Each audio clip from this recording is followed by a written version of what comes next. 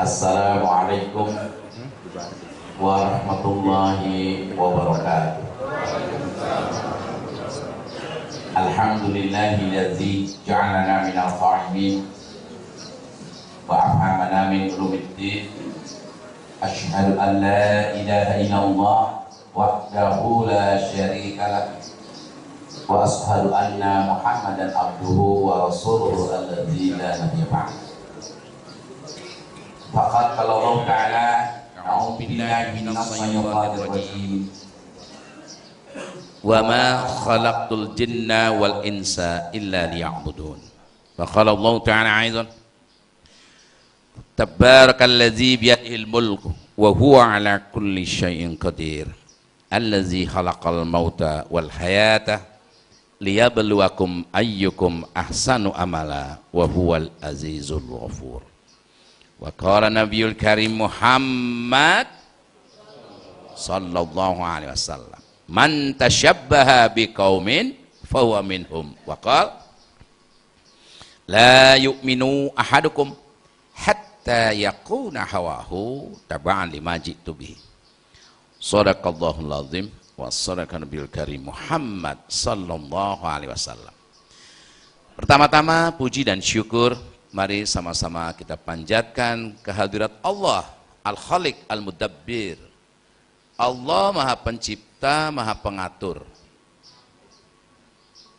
Musyarri', pembuat hukum. Jadi manusia hambanya ini diciptakan, kemudian diatur dan dihukumi. Hamba Allah ini tidak layak bikin hukum untuk dirinya, untuk keluarganya, untuk warganya, untuk negaranya. Kalau manusia membuat hukum untuk manusia, pasti kacau. Pasti kacau. Nah, Al-Khaliq Al-Mudabbir Musyarri'. Allah Subhanahu wa taala tidak sekedar menciptakan alam semesta kehidupan dan manusia, tapi juga menciptakan alam akhirat.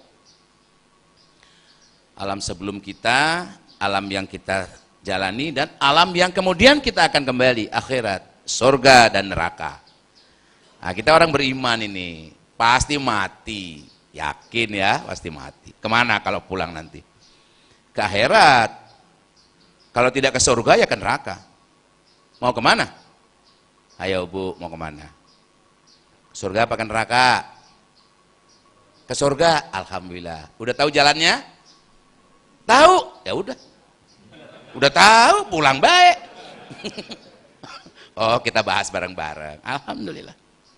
Enak kursinya, bisa sila. Soalnya kalau duduk jinjit tuh. Duduk jinjit, kaki kurang panjang. Naik aja udah. Tuh, alhamdulillah. Baru ngaji bisa sila begini. Oh, enak banget. Kopinya mana? Kopi, ya, kau pikir apa yang enak? Taruh sini, jauh di sana mah. Lanjut. Jadi kita mati nih, mati semua. Kemudian kembali ke pangkuan Allah, dibangkitkan. Nah, ke surga atau ke neraka? Gitu. Manusia yang diberi akal oleh Allah, akalnya lemah. Akalnya hanya mampu mendeteksi Allah ada, yakin Allah ada. Seperti apa Allah? Akalnya lemah, tidak tahu lagi. Tuh, jadi orang berakal itu insya Allah pasti beriman. Ya. Maka manusia itu fitrahnya beriman. Aneh kalau ateis itu aneh. Manusia nggak beriman itu aneh. Nah, siapa yang diimani? Nah itu. Kepada siapa dia beriman? Gak ngerti akal. Mana ya yang harus aku pilih? Yang harus aku imani? Allah Al-Khaliq Al-Mudabbir Musyarri' menurunkan. Nih yang patut kamu imani. Ya, ini jalannya. Kalau kamu mati nanti, kamu jalan di sini. Nah, ini ke surga ini. Itu kan di akhirat. Di sini, di dunia, sekarang ini. Allah kasih, apa itu? Shiratal mustaqim. Mana bentuknya? Ini. Wajib, sunnah, mubah, makruh, haram. Apa itu? Yang Imam Malik mengatakan, as-sunnatu kasafinatin Nuh, faman rohiba faqad naza, waman taraka faqad halaka. Jadi, sunnah Nabi, shiratal mustaqim. Yang kita kenal syariat Islam, ahkamul khamsah, hukum yang 5, wajib, sunnah, mubah, makruh, haram. Sumbernya Quran, hadis, ijma' sahabat dan qiyas. Itulah shiratal mustaqim. Di dunia itu Nah, kamu berjalan di situ, selamat kamu. Seperti umat Nabi Nuh yang naik perahu yang selamat. Semua mati, istrinya, anaknya yang sombong itu mati tenggelam, umatnya yang mencaci, yang menistakan, yang menyakiti Nabi Nuh mati tenggelam semua, kecuali 84 orang yang naik perahu bersama Nabi Nuh, itu yang selamat. Nah, perahu itu yang dikatakan Imam Malik, gurunya Imam Syafi'i, muridnya Imam Lais, mengatakan bahwa sunnah Nabi Shiratul Mustaqim itu persis seperti perahu Nabi Nuh. Artinya apa? Selamatlah orang yang berada di perahu itu. Perahunya mana? Ini wajib, sunnah, mubah, makruh, haram. Tapi masih banyak yang tergelincir di situ. Di tempat yang wajib dia tergelincir. Di tempat yang haram tergelincir juga. Ada yang tergelincir karena makruh, karena sunnah. Belajar baca Quran, wajib itu. Berdosa, hamba Allah tidak belajar baca Quran. Kenapa? Karena Quran itu hudal linnas, petunjuk bagi manusia. Manusia kafir belajar Quran, beriman dia. Orang beriman mempelajari Quran, bertakwa dia. Orang bertakwa mempelajari, takwanya meningkat. Oh, itu. Tidak mempelajarinya, dosa, haram, dosa. Oh, dia belajar. Bisa baca. Quran dia baca setiap bulannya. Bahkan setahun bisa 12 kali khatam Quran, 30 juz khatam membaca. Tapi nggak pernah dijadikan aturan. Baca terus. Nah, ini orang sahun ini. Fawailul lil musallin allazina hum an salatihim sahun. Neraka wail itu penghuninya orang-orang yang sholatnya sahun. Kata Imam Syafi'i, menurut Imam As-Suyuti, orang sahun itu ciri-cirinya pandai baca Quran. Karena di zaman Imam As-Suyuti tidak ada orang nggak bisa baca Quran. Kalau hafal 30 juz Al-Quran itu biasa. Anak-anak seumur gini, oh kamu udah berapa juz sekarang? 2 tuh. Bapakmu? 12. Tuh. Sampean? Justru itu sedang belajar kita ini. Ya kan? Wah, anak-anak zaman itu ini aja udah 2 juz. Zaman itu 15 tahun SMP itu sudah 30 juz biasa. Maka yang disebut hafiz Quran itu orang yang hafal 30 juz plus minimal 500 hadis, 1000 hadis, 10.000 hadis, itu baru disebut hafiz. Dengan matan, dengan pemahaman tentang hadis itu, perawinya siapa, riwayat siapa, subhanallah. Itu baru disebut hafiz. Nah, orang ini membaca, suaranya bagus, makhraj tajwidnya bagus, tapi tidak diamalkan sebagai aturan. Apa hukum membaca Quran? Pahalanya besar banget, sunnah. Mengamalkannya wajib. Apa hukum sholat subuh? 5 waktu. Wajib. Sholat tahajud sunnah. Nah, orang sahun itu kira-kira orang yang tahajud nggak pernah putus, tapi nggak sholat subuh gitu. Jadi dia tahajudnya nggak salah, meninggalkan subuhnya itu. Gitu. Jadi Quran itu hiasan buat dia. Baca dengan bagus, tapi aturannya nggak dipakai. Padahal dia paham. Tergelincir. Di tempat yang haram tergelincir dia. Judi itu haram, zina itu haram, riba haram. Dia nggak berzina, bahkan dia meninggalkan yang makruh. Merokok itu kan makruh. Ibu-ibu suka ngerokok nggak? Nggak apa-apa, boleh, halal merokok itu. Cuma makruh. Makruh itu tercela gitu. Jangan kan ibu-ibu, laki-laki aja merokok makruh. Tercela, coba ngerokok, bapak-bapak ngerokok di rumah sakit sambil besuk pasien itu. Udah berapa lama sakit? Satpamnya, dokternya, nggak boleh ngerokok. Wah, aku kiai kok dilarang. Oh, kiai kayak gini, tercela. Orang-orang seperti ini ya akhlaknya mulia, nggak mau tercela dia tinggalkan tuh rokok, makan pete dia jauhin dah, bau mulut pete. Kalau bau mulut manusia biasa, tapi bau pete itu kan nggak enak. Allah kena kipas angin ke sampingnya.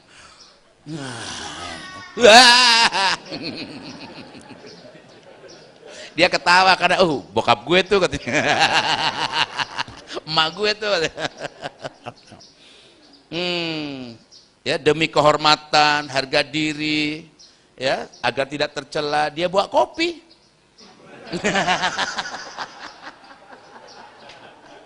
Jazakallah khair. Aduh, biar speedy minum kopi dulu. Panas banget. Dimasak lagi ya? Oh, pantas kirain dispenser. Benar-benar. Makanya kalau nggak diminum nggak enak. Makanya diminum panas-panas. Itu. Jadi makruh dia tinggal, tapi haram dia makan. Dia nggak makan pete, dia nggak ngerokok, dia nggak makan jengkol, riba dimakan. Padahal dia tahu riba yang sedikit saja dosanya seperti meniduri ibu sendiri atau berzina dengan 35 pelacur. Itu tuh sahun tuh begitu. Makruh tinggalin, makruh tuh, makruh, haram dimakan. Masya Allah. Orang-orang ini tergelincir ini. Allah abaikan? Enggak, Allah Maha Rahman. Apa itu Rahman? Ya, sangat mencintai hambanya. Yang kafir, yang berzina, yang membunuh, tukang mabok. Oleh Allah dikasih nikmat tidur, nikmat menguap, nikmat berhubungan suami istri, diberi oleh Allah. Nah, orang-orang yang tergelincir ini oleh Allah masih diberi rahmat. Apa? Inayah. Inayah itu pertolongan. Kalau hidayah itu petunjuk. Ini loh jalannya, Siratal Mustaqim, kepleset. Oleh Allah diberi inayah. Ditolong, diingatkan. Seperti apa bentuk inayahnya itu? Seperti pengajian inilah. Nasihat. Ad-dinun nasihat. Agama itu nasihat. Ketika disampaikan, menyinggung. Oh, pasti tersinggung. Yang tidak tersinggung tuh orang tidur, orang mabok, orang gila, hewan. Gak akan tersinggung itu. Kalau kita gini tersinggung, gue banget tuh. Makanya anak tadi, karena dia ngerti, makanya ketawa. Bapaknya langsung, gitu. Karena tersinggung juga, jangan mengganggu. Kenapa tersinggung? Paham dia. Setelah itu menolak, ad-dolalah, sesat. Tersinggung, nerima, az-ziyadatul khair, barokah. Jadi barokah itu ziyadatul khair, lebih baik dalam pandangan syariat. Perbuatannya, perilakunya lebih baik dalam pandangan Allah. Itu barokah. Jadi barokah itu bukan, alhamdulillah barokah nih usaha maju, ilmu bertambah. Bukan, barokah itu ilmu bertambah makin soleh. Nah, solehnya itu. Usaha makin maju, kehidupannya biasa aja, penghasilannya banyak. Loh, duit itu kemana? Wakaf, infak, sodako. Oh, hidupnya biasa aja, mobilnya masih itu-itu aja. Tapi dia nggak beli Ferrari, seharga Ferrari jadi musola, seharga Ferrari jadi masjid. Oh, barokah itu hartanya. Kenapa? Mengantar dia ke surga. Dia jadi rajin bekerja. Bekerjalah yang mengantar dia ke surga, bukan gaji, bukan jabatan, bukan. Belajar baca Quran yang mengantar ke surga, bukan pintar. Tuh, enteng banget kan hidup ini. Cuma belajar wajibnya. Enggak wajib pinter kok. Wajib belajar, gitu. Wajib bekerja, itu aja. Nah, itulah yang mengantar ke surga. Nah, orang yang mendapat inayah, takwa. Orang takwa nggak mampir dulu di neraka, karena nggak kepleset dia, gitu. Siapa orangnya? Kalau menurut pandangan Ali bin Abi Thalib, al-khauf min Rabbil Jalil. Orang yang selalu mampu mendatangkan rasa takut kepada Allah. Orang ini, enggak berani berzina, selingkuh, memfitnah. Memfitnah itu kan ngomong dari belakang. Enggak berani dia. Padahal enggak tahu, orang yang difitnahnya juga enggak tahu. Tapi dia, Allah menyaksikan aku. Dia enggak tidur, ya Allah menyaksikan. Kan Allah cuma menyaksikan, malaikatnya mencatat. Malaikat Raqib, malaikat Atid mencatat amal di saat kita mati. Nanti kan dihisap, ditutup mulutmu, yang bicara kemaluanmu, dimasukin siapa, masuk kemana, tanganmu meraba apa, menunjuk apa, menghitung apa. Nah, takut dia, takut sama Allah itu yang namanya zikir, zikrullah bimakna idroksillah billah. Allah melihat aku lagi puasa nih, gak ada yang lihat, Allah menyaksikan. Seperti CCTV. CCTV, aduh. Padahal cuma kameranya doang. Nggak nyambung tuh. Baru kameranya udah, CCTV. Apalagi ini, di benaknya Allah. Malaikat raqib. Seperti apa? Yakin dia mencatat amalku. Nggak akan dikurangi, nggak akan ditambah. Dan nanti dibongkar aib itu di sana. Istrimu yang kamu bohongi, nanti melihat, ya, si papa ternyata. Gantian istrinya, loh, supir. Nah, ya, takut. Itulah orang takwa. Kedua, orang bertakwa itu wal amal bitanzil. Kalau beramal, ya, al aslu fil af'al at-taqayyud bi ahkam syar'i. Hukum asal perbuatan terikat syariat. Nah, beramal, berbuat itu selalu pakai wajib, sunnah, mubah, makruh, haram ya. Tidak pakai perasaan. Perasaannya tunduk kepada wajib, sunnah, mubah, makruh, haram itu. Wah, ini ada orang nih salah jalan dia. Aduh, guru ngaji nggak enak nih sama guru. Celaka tuh gurunya. Wah, nggak enak nih jabatannya lebih tinggi. Wah, nggak enak nih paman. Nggak enak nasihatin kakek.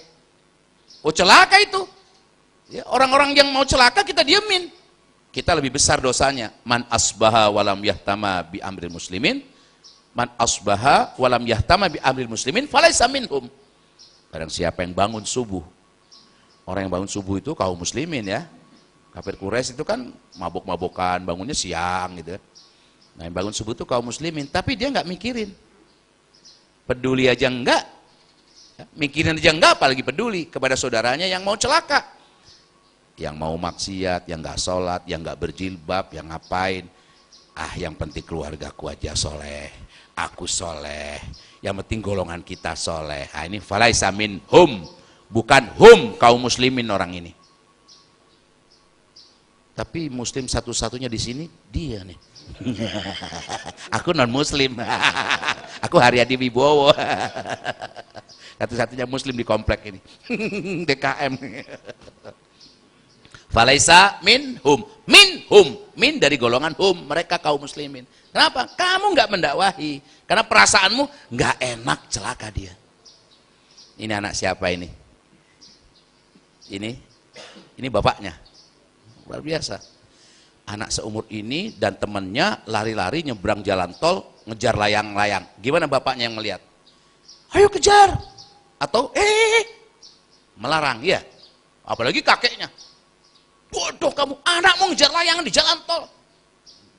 Kenapa? Kakeknya marah. Bapaknya juga mencegah, karena dia sayang sama anaknya. Nah, Allah seperti itu.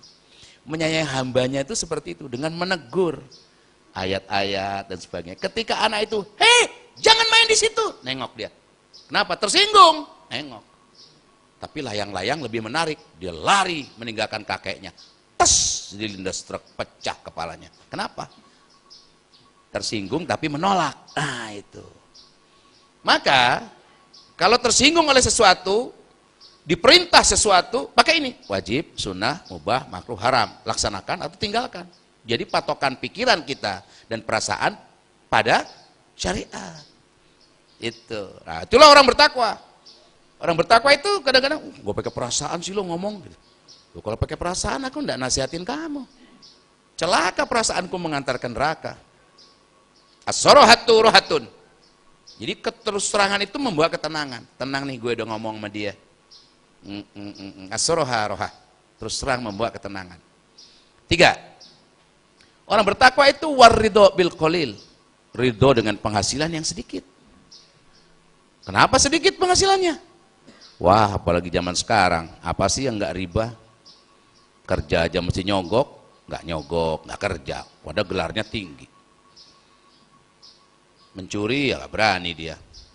Bohong, menipu, akhirnya kerja serabutan yang halal sedikit. Istrinya ridho. Istrinya ridho, suaminya penghasilannya sedikit, halal.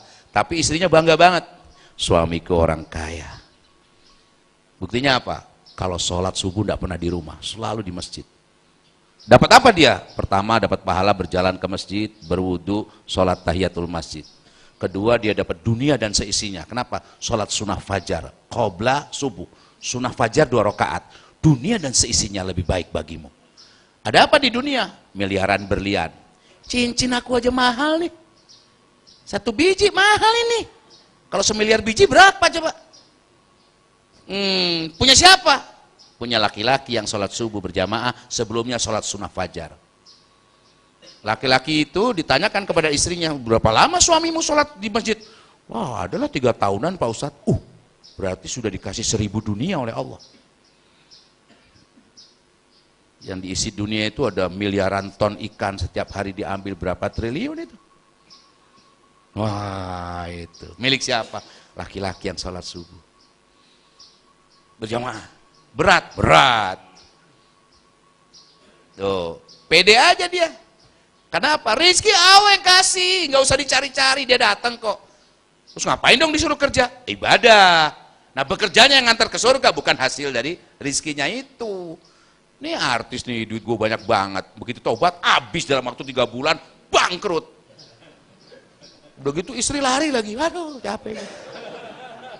Tapi gantinya, wow. Itu dia, min haitsu la yahtasib. Diganti oleh Allah. Itu. Jadi penghasilan sedikit, ya kalau saya sedikit. Mobil rental, rumah ngontrak. Tapi tetap aja ke luar negeri, kemana-mana naik pesawat, dibayarin orang. Nggak usah mikir-mikir beli tiket, nggak usah. Mobil tabrakan, ganti mobil baru. Mobil rental. Ya enak aja nggak? Nggak mikirin ngapa-ngapa. Enak aja mobil rental. Tuh tenang gitu. Makanya awet muda Pak Ustadz. Muda gimana? 60. Udah 60 ini. Cuman pikiran saya selalu muda. Muda tuh gini. Kalau ada umur orang 30 tahun kan berarti setengah umur. 18 tahun. Dia jangkar. Jangkar tuh kalau orang Jawa apa ya? Celutak gitu. Kita nggak merasa gua tua nih, hargain gua. Nggak begitu. Kita nyelam ke dia, nge-level gitu. Nah, sebab saya belajar teman-temannya Bapak gitu. Katakanlah Pak Suhud atau Pak Jalil. Temennya cuma 1 di DKM sana. Jadi dia kalau Jumatan jauh ketemu temennya yang DKM. Kalau udah di rumah dia ngangut aja. Nggak punya teman lagi. Tetangga nggak mau deket. Karena tadi, gua tua nih, hormatin. Itu celaka orang begini, rugi. Jadi dia melevel gitu, muda terus, tidak berasa bahwa dia itu sebetulnya sudah tua usianya. Kata Rasulullah jangan tua, maksudnya pikirannya jangan tua. Ayo ngaji, aduh susah ngapalin, udah tua. Ini padahal pahalanya berlipat ganda tua itu kan itu. Maka dari sisi yang ketiga, orang bertakwa itu ridho dengan penghasilan yang sedikit. Istrinya juga begitu. Radhiyallahu anhum. Allah ridho kepada mereka. Waradu'an. Ya. Nah, kemudian yang keempat. Wal isti'dadu liyaumir rahil. Selalu mempersiapkan diri di mana dia meninggalkan dunia, mati. Apa yang dia tinggalkan? Amal soleh. Maka hidupnya, dedikasinya untuk akhirat saja. Hidup di dunia itu untuk surga gitu. Wa ma khalaqtul jinna wal insa illa liya'budun. Tidak aku ciptakan jin dan manusia melainkan untuk beribadah. Itu saya pelajari ketika saya bertemu dengan seorang pemuda yang menjelaskan kepada saya, menjawab pertanyaan tentang gelisah. Mas Hari itu gelisah karena tidak bisa menjawab 3 pertanyaan. 3 pertanyaan apa sih? Belagu banget dia orang gitu. Min aina ji'na, dari mana asal manusia, asal kita ini. Walimadza, untuk apa diciptakan, untuk apa hidup ini. Wa ila ainal masir, kemana setelah mati. Antara bingung, pertanyaannya enteng tapi jawabnya sulit gitu loh.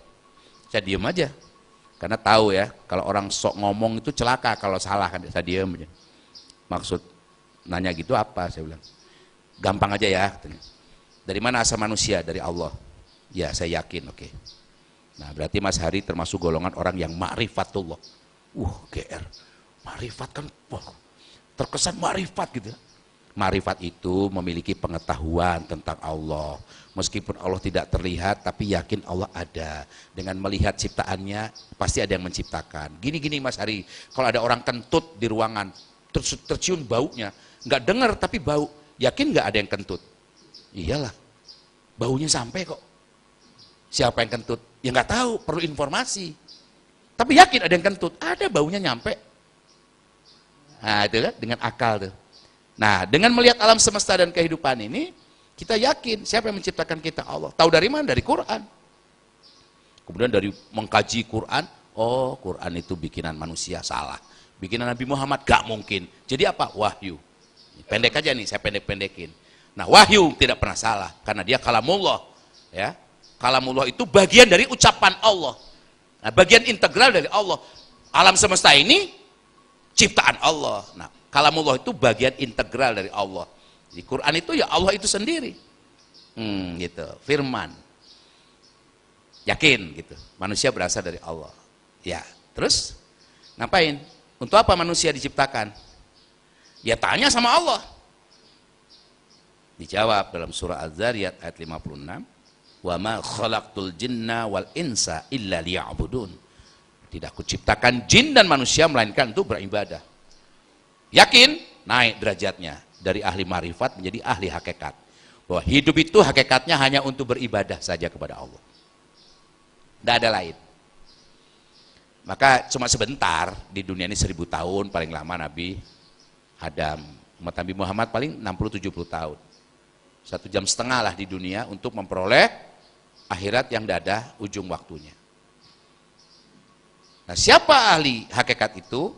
Orang yang kemudian mengkaji, paham dia. Taqayyud bi ahkam syar'i. Ibadah itu apa? Terikat pada syariat.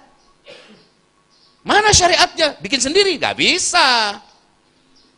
Harus dari yang maha menciptakan kamu. Coba kita ngarang sendiri, naik Vespa, bahan bakarnya kan pakai oli tuh, bensin, campur oli kan? Campur susu, coba gimana?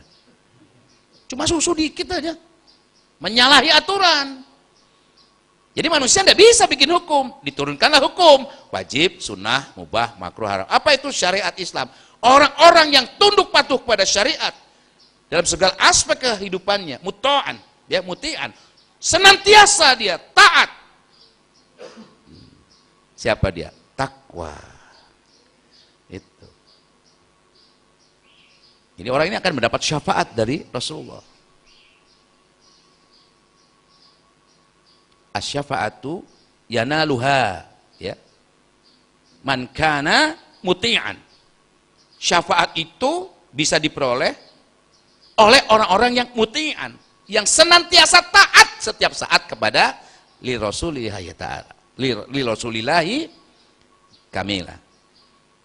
Jadi taat kepada Rasulullah dengan sempurna. Nah, itu. Setiap saat senantiasa taat gitu. Nah, ini siapa dia? Menjawab pertanyaan terakhir, kemana setelah mati? Kembali ke pangkuan Allah. Karena kamu takwa, ya kembalinya ke surga gitu. Menentukannya kapan? Sekarang di dunia. Pertanyaannya, mungkinkah umat Nabi Muhammad ini bisa bertakwa? Itu masalahnya. Kayaknya nggak mungkin deh. Gak mungkin. Kalau gitu semuanya ke neraka. Iya. Karena beriman dijamin ke surga. Tapi ke neraka dulu. Minum kopi agak panas dikit aja nggak muat, apalagi kalau ini timah mendidih. Nggak bisa nolak di sana, minum aja gitu, hancur tubuh, hidup lagi, minum lagi. Neraka tuh. Kayaknya umat Nabi Muhammad berat deh untuk menjadi takwa itu. Untungnya diturunkan bulan sahabat, Syahrul Ramadan. Bulan Ramadan diturunkan kepada umat Nabi Muhammad yang umurnya pendek, 60-70 lah. Ada yang 70 tahun sekarang? Pasti tua dia. Kalau nggak pikun udah jalannya nggak rempong aja dah. Aku aja 60 udah lutut harus dijaga bener nih. Udah berani loncat sembarangan, naik tangga cepet-cepet bisa. Wah kalau rusak 200 juta itu satu lutut.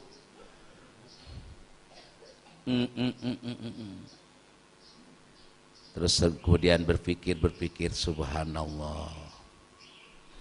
Umur Nabi Muhammad 63 tahun, umatnya antara 60-70 tahun. Diturunkan Ramadan. A'udzubillahi minasyaitonir rajim. Ya ayyuhalladzina amanu kutiba alaikumus siyamu kama kutiba alal ladzina min qablikum la'allakum tattaqun. Nah, ini orang-orang beriman nih kita, diwajibkan berpuasa. Pahamlah ya. Apa targetnya? Bukan target, sama seperti umat terdahulu. Mengejar apa? La'allakum tattaqun, agar kalian menjadi takwa. Dengan apa? Dengan puasa. Takwa bagaimana? Seperti umat terdahulu. Seperti Nabi Daud gitu. Iya, Nabi Daud itu orang takwa. Kenapa? Puasanya 200 tahun. Maaf, kalau umur Nabi Daud 200 tahun, puasanya selang sehari. Nabi Daud berpuasa 100 tahun. Umat Nabi Muhammad 29 hari. Cuma 29 hari. 1 bulan sekali dalam 12 bulan setahun. Dipotong apa? Ngabuburit. Potong apa lagi? Mudik. Hancur-hancuran udah. Sholat cuma 5 waktu sehari semalam. Bagaimana bisa mengejar takwa Nabi Musa yang 50 waktu sehari semalam? Umurnya ratusan tahun. Oh, kita cuma 60. Sholatnya kalau Jumat dipakai ngantuk juga. Titip tidur. Apalagi ada tiang begini rebutan dah duluan di tiang-tiang mana itu. Udah. Kalau tipnya juga barakallahu li walakum, duduk. Nih ada suara begitu. Gimana mau takwa? Coba. Tapi untungnya ada sahabat. Nabi Muhammad juga punya sahabat. Sahabat-sahabat Nabi itu kata Rasulullah, sahabat-sahabatku itu seperti bintang-bintang di langit. Menerangi, memberi petunjuk. Menerangi. Yang menerangi itu matahari. Yang lebih terang dari bintang ya bulan. Itu pun cuman pantulan cahaya. Maksudnya menerang itu bagaimana? Ketika seseorang tersesat di padang pasir, di malam hari berjalan, karena siang hari panas, lihat ke atas, bintang-bintang banyak itu. Ada yang kalau kita tunjuk 1, 2, 3, 4 kayak layang-layang tuh kalau ditarik garis. Tarik garis tuh, set. Oh, sana kulon. Bintang yang di atasnya tarik ke bawah, seret, kidul. Terus kita mau kemana ini? Ke arah kulon, barat daya atau barat timur. Tinggal geser saja dari tarikan garis itu, ya kita belok sini, jalan. Nanti lihat lagi ke atas, melenceng lagi. Terus begitu, sampai tujuan. Nah itu maksudnya sahabat tuh begitu. Sahabat tuh selalu menemani. Kalau ketemu dia, aduh rasanya surga deh kalau ketemu lo gitu. Bukan yang nemenin mancing, bukan. Nemenin golf, nemenin gaple, setan itu mah. Waktu sholat, entar dulu ikannya nyangkut nih. Udah azan, entar tanggung. Sahabat setan. Sahabat tuh mengingatkan. Nah bulan Ramadan ini bulan sahabat. Ngapain dia datang? Menghapus dosa, menambah pahala. Itu. Man shoma Ramadhana imanan. Barang siapa berpuasa, laki-laki perempuan, karena imannya kepada Allah, ihtisaban, mengharap pahala. Bukan ingin langsing, ingin jerawatnya jadi bersih, kolesterolnya normal, gula darah normal. Bukan, itu bonus, efek sampingnya itu. Sampingannya dari saum. Dia mengharap pahala. Ghufira lahu ma taqaddama min dambi. Dihapuskan dosa-dosa masa lalunya. Luar biasa itu enaknya umat Nabi Muhammad. Kalau dia beramal, dilipat gandakan amalnya 10 kali 700. Bersedekah 2000, seperti 20.000, seperti 140.000. Dilipat gandakan 700. Di bulan Ramadan terserah Allah. Mau melipat gandakan 7 miliar kali, terserah Allah. Mengamalkan ibadah sunnah seperti melaksanakan kewajiban. Melaksanakan kewajiban seperti sholat subuh tadi. Seperti sholat subuh 70 hari berturut-turut. Berapa umurnya coba? 70 hari itu berapa bulan? Nah, sholat 5 waktu 70 hari berturut-turut. Ih, pahalanya gede banget. Dilaksanakan berjamaah kali 27 lagi. Dilaksanakan di bulan Ramadan kali 29 hari. Woi, bulan Ramadan. Untung ada Ramadan tuh. Nambah pahala. Pertama dihapus dosanya. Siapa yang dihapus dosanya? Orang yang takwa, yaitu orang yang memaafkan. Memaafkan istri, memaafkan anak, memaafkan suami, memaafkan orang tua. Pemaaf dia. Kalau minta maaf gampang banget, memaafkan mudah bagi dia. Kenapa? Dia yakin benar. Suamiku berselingkuh. Tapi maafin dia? Enggak deh, bukan. Selingkuhnya itu urusan dia dengan Allah. Kamu tuh cuma memaafkan atau minta maaf. Itu aja. Tetanggaku jahatnya minta ampun. Kamu cuma memaafkan dia atau minta maaf. Kejahatannya urusan dia dengan Allah. Tuh, orang takwa tuh gitu, simple aja mikirnya. Karena perasaannya dikalahkan oleh syariat. Gak ada dengki, gak ada iri gitu loh. Rugi aku dengki sama dia. Dianya biasa aja, akunya dengki. Rugi amat, orang dia biasa aja. Mana orang dengki itu kan terlaknat. Orang terlaknat itu tersiksa, tapi gak dosa. Terlaknat gitu loh. Gak dapat pahala, gak dapat pusingnya mikirin orang. Terlaknat itu. Lihat orang berjenggot, sok jenggot. Gitu. Lihat orang jidatnya hitam, sok suci. Orang yang berjenggotnya biasa aja, yang nggak jenggotan pusing. Orang yang beli mobil baru dia biasa aja, yang nggak punya panasnya minta ampun. Terlaknat itu. Nah, orang-orang seperti ini memaafkan, minta maaf. Ini orang yang apa? Yang digugurkan dosanya. Kalau ibu-ibu, itu orang bertakwa, kalangan ibu-ibu lebih gampang lagi. Tapi masalahnya takwa nggak ibu-ibu ini? Mari kita tes. Kemarin saum Ramadan nggak? Alhamdulillah. Haid nggak? Siapa yang haid? Oh, haid semua. Nah, ketika haid, seneng apa sebel? Sebel. Kenceng banget. Bel. Itulah ibu-ibu kufur nikmat kepada Allah. Kenapa? Mestinya mikir, wajib, sunnah, mubah, makruh atau haram berpuasa ketika haid. Haram, tinggalkan. Sholat, tinggalkan. Ngaji, tinggalkan. Siapa kamu? Takwa. Udah langsung tuh. Tapi kan takwa itu meningkat Pak Ustadz. Dari mana kita bisa meningkatkan pahala kalau kita nggak sholat, nggak puasa? Loh, darah mensmu itu menggugurkan dosa-dosa. Itu keuntungannya. Suamimu kan enggak mens. Kecuali mencret. Ah, itu juga sakit, musibah, menggugurkan dosa. Mau mencret? Enggak lah. Tuh, bulan Ramadan tuh. Udah gitu, ada Lailatul Qadar. Siapa yang dapat Lailatul Qadar? Qiyamul lailnya di masjid, itikaf. Dapat 1000 bulan tuh. Berarti 1000 bulan itu begini, kalau hari mukti umur 60 sekarang, balik umur 12. Artinya dia mukallaf 48 tahun. Selama 48 tahun tuh dia beribadah enggak kepada Allah? Katakanlah sholat enggak pernah putus. Sholat yang mana yang diterima Allah? Subuh yang mana? 5 waktu yang mana yang diterima Allah? Kalau Lailatul Qadar, 1000 bulan sholat yang diterima oleh Allah. 5 waktu diterima 1000 bulan. Tuh itu. Maka jangan sekedar-sekedar aja sholat itu. Jangan kayak anak-anak ya. Kalau anak-anak itu lucu. Lari-lari di masjid masih lucu. Pakai pamper aja lucu. Pakai pamper. Sekarang silakan Pak pakai pamper. Kakeknya pakai pamper. Makanya kalau beribadah jangan kayak anak-anak gitu loh. Bersodako juga jangan kayak anak-anak, cuma 2.000. Mau ke surga 2.000 diumpetin lagi.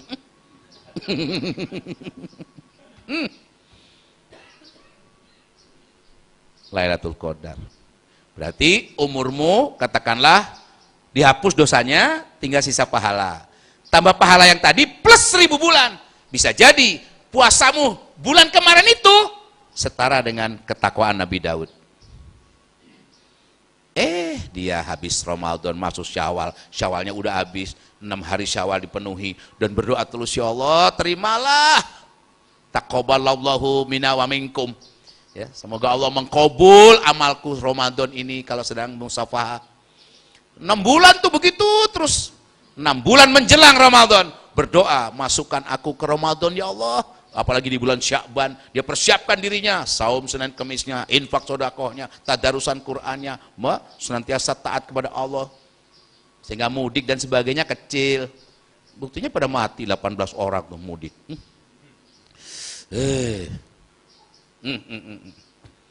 Masuk lagi Ramadan, dapat lagi Lailatul Qadar.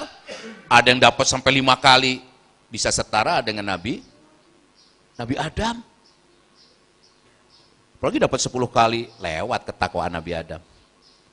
Ya, la'allakum tattaqun, tercapai. Kenapa? Karena ada Ramadan. Sayangnya Ramadan itu tidak disukai.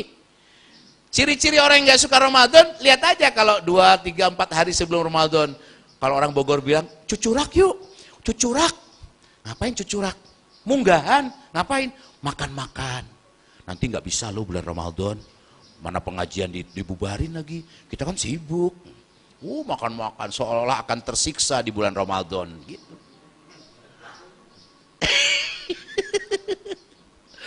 Seminggu mau lebaran gelisah, sendal belum baru, baju belum baru, kue belum ada, gelisah minta ampun, marah-marah sama suaminya. Pak, Abi itikaf melulu, cari duit dong.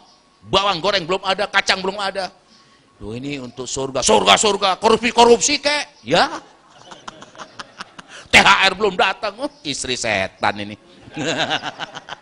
Anak yang setan minta sepatu, ngerengek-rengek lagi, bukannya ikut itikaf sama bapaknya. Ada yang nggak itikaf, berjuang, berjihad, luar biasa ini. Itu bulan Ramadan itu, maka dia berharap, ya Allah, tiap hari Ramadan enak nih gitu. Cuman itu, 3 hari menjelang Idul Fitri, masuk Idul Fitri, bebas. Padahal lisoimi farhatani, farhatun inda iftarihi wa farhatun inda liqa'i rabbih. Orang yang berpuasa itu dapat 2 kebahagiaan, antara lain ketika dia berbuka, iftar. Apa itu? Sahur bareng. Ada orang nggak sahur, buka puasa, makan. Pasti yang bahagia yang berpuasa. Yang nggak puasa, ikut aja gitu, hambar. Nah, maksudnya apa? Begitu Idul Fitri, itulah kebahagiaan. Apa itu Idul Fitri di sini? Idul Fitr. Fitr itu makan. Jadi Idul Fitri itu maknanya hari raya makan. Nah, dipelintir jadi fitri, fitri dipelintir jadi fitroh.